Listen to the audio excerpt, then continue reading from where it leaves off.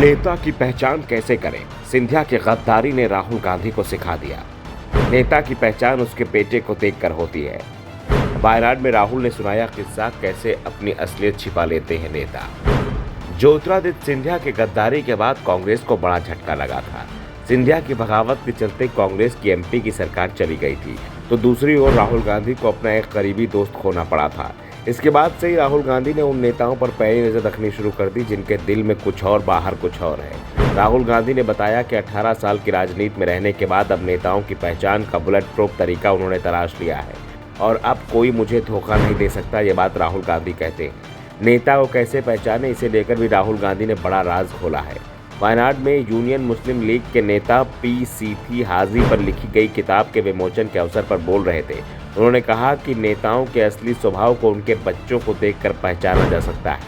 मैं कई नेताओं से मिलता हूं, जैसा कि आप जानते हैं कि बहुत चतुर लोग हैं। आज के नेता आपको केवल वही दिखाएंगे जो वे आपको दिखाना चाहते हैं। कांग्रेस नेता ने कहा कि कभी कभी जब वे मुझसे मिलने आते हैं तो साधारण कपड़े, कम कीमत वाली घड़ियां और फटे जूते पहनकर आते हैं।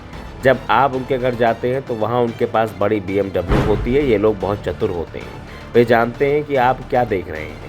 नेता कपड़ों और पहनावे की अन्य चीज़ों के जरिए अपनी असलियत को छिपा सकते हैं, लेकिन जब बात उनके बच्चों की आती है तो सच्चाई को छुपाया नहीं जा सकता।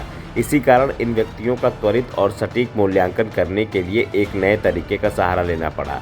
राहुल ने कहा कि मैंने राजनीतिक क्षेत्र में लगभग 18 साल बिताने और विभिन्न नेताओं के साथ बातचीत करने के बाद लोगों के मूल्यांकन या परख का यह बुलेट प्रूफ तरीका ईजाद किया है। मुझे ये बुलेट प्रूफ रास्ता ढूंढने में 18 साल लग गए, जहां किसी व्यक्ति के लिए अपने बारे में सच्चाई छिपाना असंभव होगा। मैं उनसे अपने बच्चों को मेरे पास भेजने के लिए कहता हूं। बच्चों के साथ सच्चाई छिपाई नहीं जा सकती। इसके साथ ही राहुल गांधी ने वायनाड को लेकर कहा कि ये राज्य और उनका संसदीय क्षेत्र उनके लिए घर की तरह है। केरल और वायनाड आना उनके लिए कोई काम नहीं है। मैं इसे मेरे परिवार के पास वापस आने और मेरे दोस्तों से मुलाकात की तरह देखता हूँ। जितना मैं केरल और वायनाड आता हूँ उतना ही मुझे लगता है कि ये मेरा घर है। साफ राहुल गांधी ने इस बात के संकेत दे दिए हैं कि वो यहाँ आते रहेंगे। फिलहाल तो राहुल गांधी 4 दिन की यात्रा पर वायनाड के दौरे पर है। इस दौरान वो कई कार्यक्रमों में शामिल होंगे। राहुल गांधी 4 दिसंबर को संसद के शीतकालीन सत्र शुरू होने के समय ही दिल्ली वापस लौट कर आएंगे।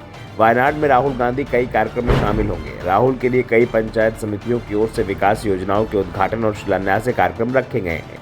वो अलग अलग वर्गों के लोगों से भी मिलेंगे, जिससे साफ संकेत मिल रहे हैं कि राहुल गांधी लोकसभा का चुनाव अमेठी के साथ वायनाड से भी लड़ेंगे। जिस तरह से वो सक्रिय दिखाई दे रहे हैं उससे ये संकेत भी जा रहे हैं कि लोकसभा चुनाव के समय राहुल गांधी पर पूरे देश में चुनाव प्रचार की जिम्मेदारी होगी। ऐसे में अभी ही वो वायनाड में अपने समर्थकों को सक्रिय कर रहे हैं, जिससे चुनाव के ऐलान के बाद अगर वायनाड नहीं भी आते हैं तो भी उन्हें इस सीट को लेकर किसी तरह की चिंता की जरूरत ना पड़े। वैसे यहाँ पर कांग्रेस का मुकाबला बीजेपी से नहीं बल्कि सीपीएम से होना है, जो कांग्रेस के साथ इंडिया गठबंधन में शामिल है। ऐसे में इस बात के संकेत भी मिल रहे हैं कि सीपीएम की ओर से राहुल गांधी की घेराबंदी की मजबूत कोशिश नहीं की जाएगी। दूसरी ओर वायनाड में कांग्रेस पहले से ही मजबूत है, जबकि बीजेपी कमजोर स्थिति में है। ऐसे में राहुल गांधी के लिए वायनाड सीट जीतना मुश्किल नहीं दिख रहा है। ब्यूरो रिपोर्ट, कन्नौज दर्पण न्यूज।